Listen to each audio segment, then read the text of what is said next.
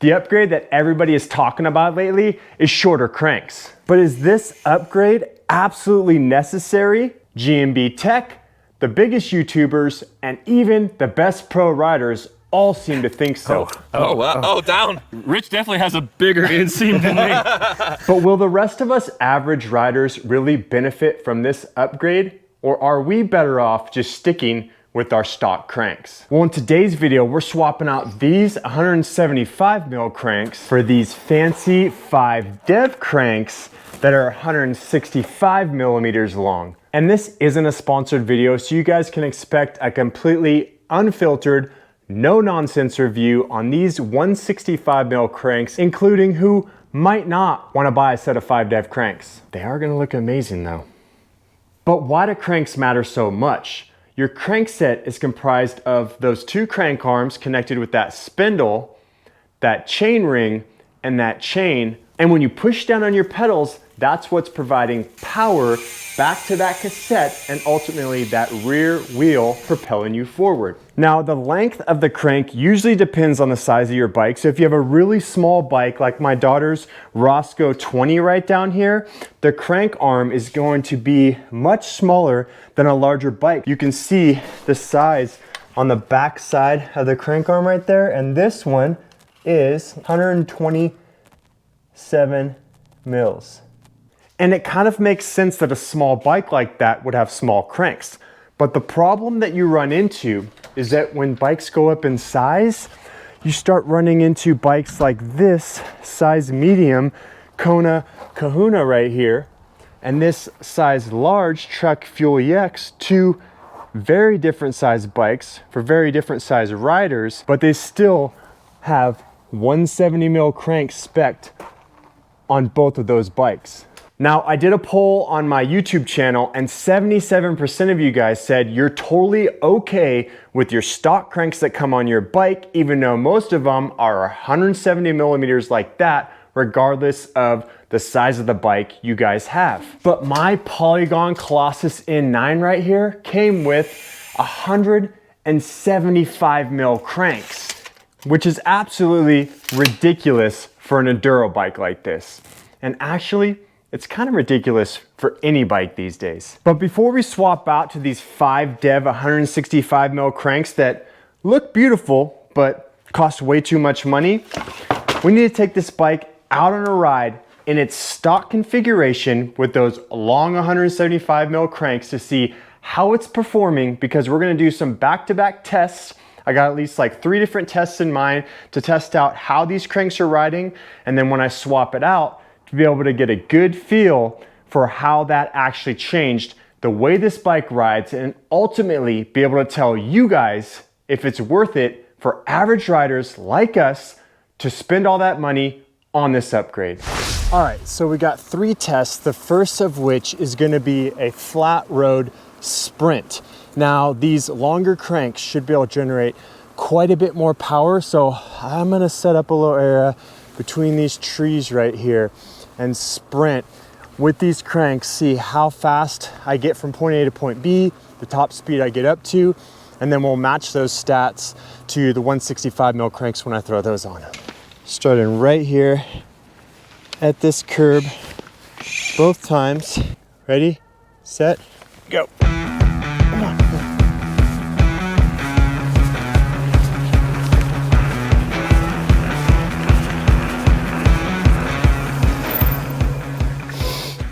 All right, and I recorded that on Strava, so I set a max speed, 8 miles per hour right there. All right, so starting our climb up, getting a good feel for these cranks on this flat road. That was our first challenge complete. Now we got 2 more. We're gonna be heading up this gravel road, climb all the way up to the top of this mountain.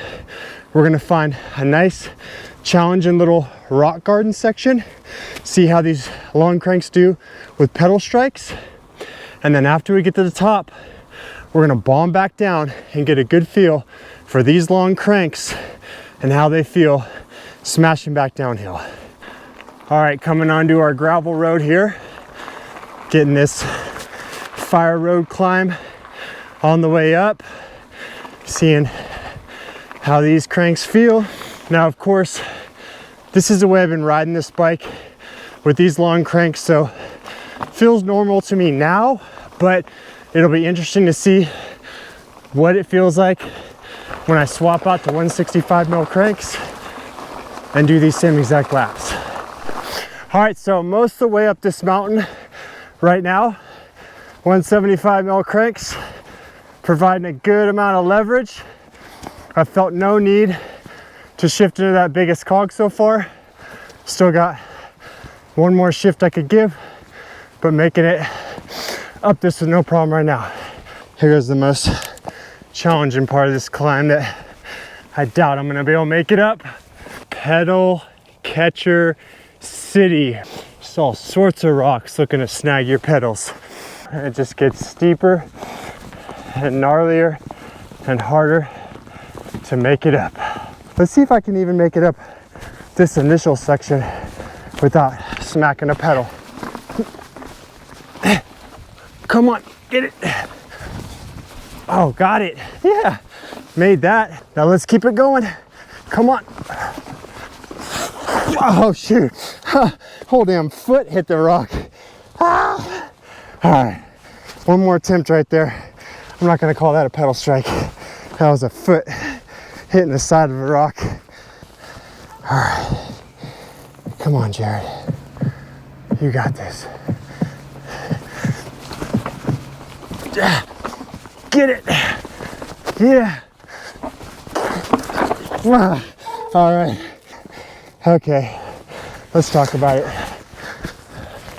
So, my pedal didn't technically catch up right there, but I had some spots where I felt like my pedals were so close to hitting that it was making me hesitate on my pedaling, and I came really close to striking my pedal on that rock right there, which is ultimately what brought me to a stop.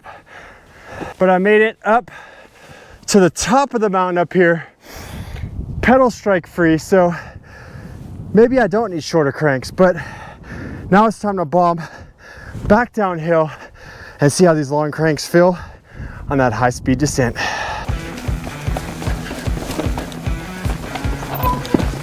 Ooh, almost caught that rock.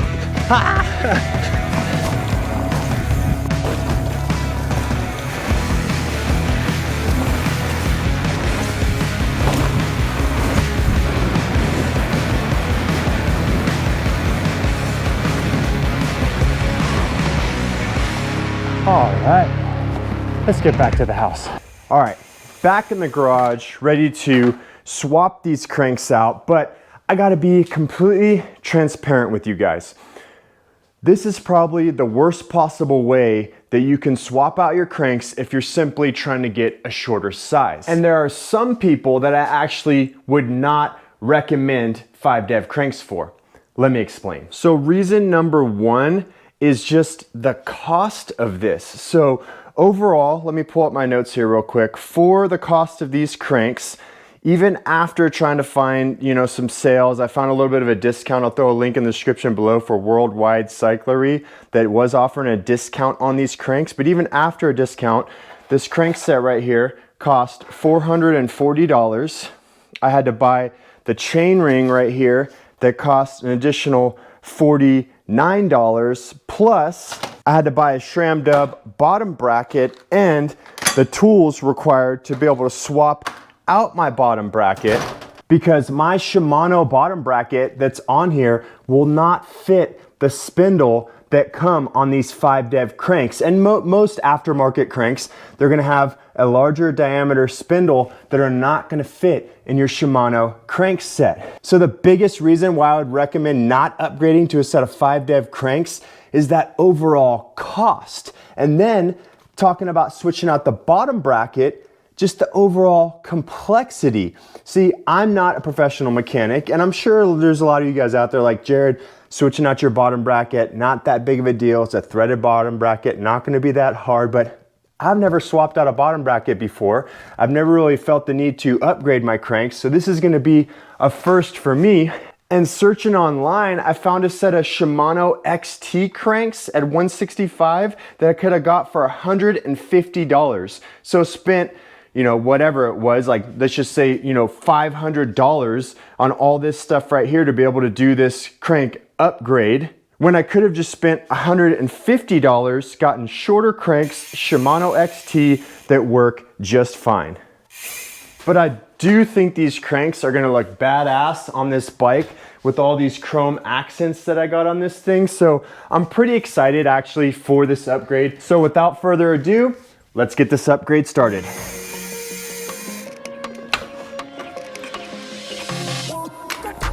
You know what else I don't recommend you guys? Filming, editing, and starring in the YouTube video you're making while you're doing maintenance on your bike that you've never done before.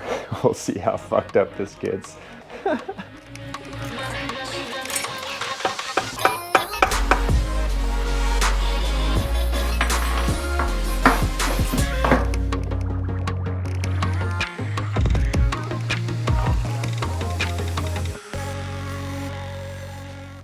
Now it's time to finally get these 5 dev cranks ready to install.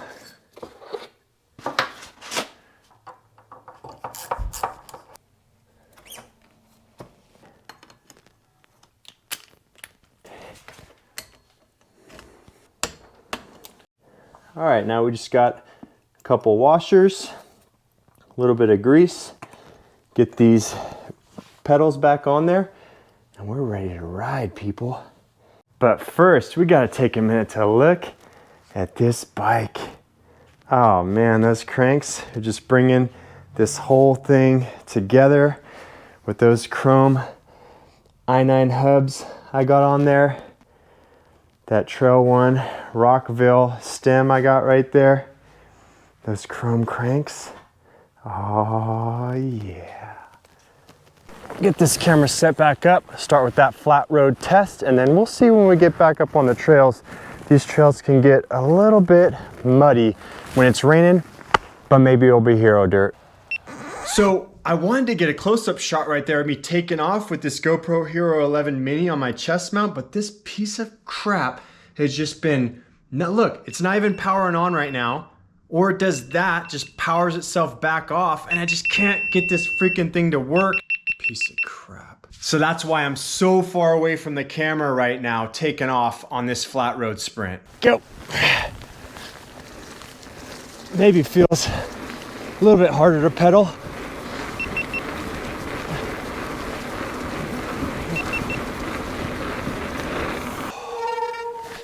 All right, felt just a little bit harder to pedal those shorter cranks. Let's see, top speed, 7 miles per hour. So a little bit slower on these shorter cranks, a little bit less leverage, but let's keep climbing. I didn't think I was gonna be able to feel the difference this fast. I mean, 10 millimeters on each crank. So my feet are 20 millimeters closer together, and I can just feel the difference right now. Definitely feel my feet are a bit closer. When I was initially pedaling right there, like I said, when I was taking off and sprinting, I could feel that it was just a little bit harder maybe to get the back wheel moving. Now that I'm climbing up, I could definitely feel my feet are closer together. I don't know, we'll see. I don't know if I like it. All right, coming on to the gravel road section of our climb right here. Yeah, all right. You know what it is also? I forgot to raise up my seat. So those cranks being a little bit shorter is just changing, you know, my leg isn't dropped down quite as far. So when I'm pedaling all the way on that downstroke, my legs aren't extending quite as much as they should be because I didn't raise that seat up the extra 10 millimeters or whatever I would need to make for the difference of that 10 millimeter shorter crank. But there definitely is a noticeable difference as I'm climbing up this hill right now and how these cranks feel. Whew. All right, most of the way up the mountain, Let's get up to that technical rock climb and see how much these cranks help with pedal strikes and just climbing those more technical features. Up here at this technical section, I got my GoPro batteries are dying on me, so just switched that out. There's a storm blowing in. My Hero 11 on my chest has not been working. But this is that spot where I made it to last time. Right here on my bike where I got stuck. So I'm leaving you guys up there with the camera. I'll try and get some chesty footage as well. As you guys can see, my bike is way down there, and we're gonna see how much better these 165 mil cranks do on this technical climb. Let's get it. Come on, Jared, hurry up. Don't keep the people waiting. All right, let's go. Woo! I like the way this feels when I'm standing and pedaling. All right. Missed that one. I still didn't make it. It was feeling a lot better though. Let's give that one more shot. This thing didn't even capture that on video, but I just ate shit so hard. You guys can see my bike freaking upside down there in some rocks. Fucking front tire just wedged in. I was rushing, trying to hurry up and get this shot for you guys, and flipped over my freaking bars, bashed my knees up really good. I'm gonna give this one more shot, you guys, but shit, sometimes it just sucks to suck. Freaking bars got mashed on. Damn. All right, let's go.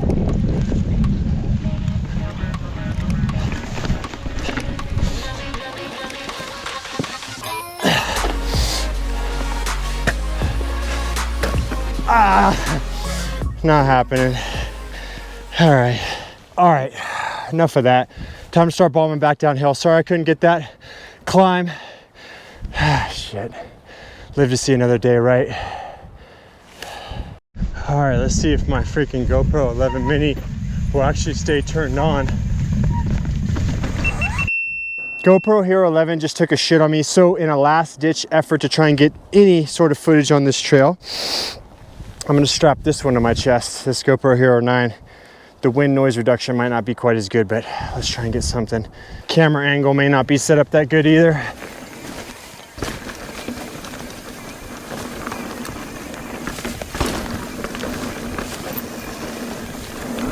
Ooh, I like the way that feels on the corners with those shorter cranks. Woo!